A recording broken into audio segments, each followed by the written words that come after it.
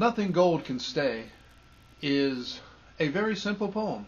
It's short, there's not a big word in sight, and yet the first line bugged the living daylights out of me for years because it seemed to be nothing more than a contradiction. Nature's first green is gold.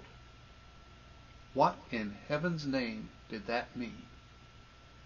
Well, it turns out that it's a very simple statement, and understanding it only requires that you pay attention at the right time of year.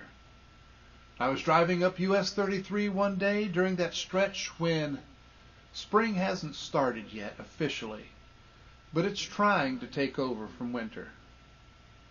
And there was a willow tree by the side of the road, just starting to change color. And yes, it was turning green, but it was also a yellow green, golden. Nature's first green is gold. Her hardest hue to hold because it only lasts for perhaps 3 days when you can really see it clearly. The willow, the forsythia, and a few other plants. And that was another reminder to me that paying attention, noticing the details, learning not only to look, but to see, makes a marvelous difference. It changes the world around you, and therefore it changes you. It makes you think that very, very dangerous thing.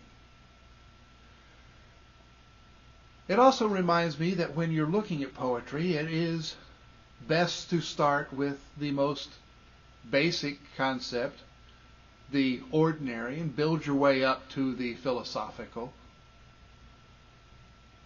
And it reminds me that art, whether it's poetry, painting, pottery, or anything else, is largely about seeing, therefore largely about thinking. That's why it is so important that we keep the arts in various forms in schools. It's why far too many people fail to really understand art and the arts. And it's even why some people are scared by them. Because a person who sees, a person who thinks, is the person who's truly free and therefore dangerous. Nature's first green is gold, her hardest hue to hold. Her early leaf's a flower, but only so an hour.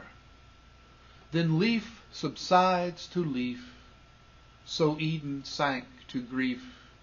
So dawn goes down to day. Nothing gold can stay. A very simple poem, and yet in the hands of a good teacher, dangerous, because it might just make someone think.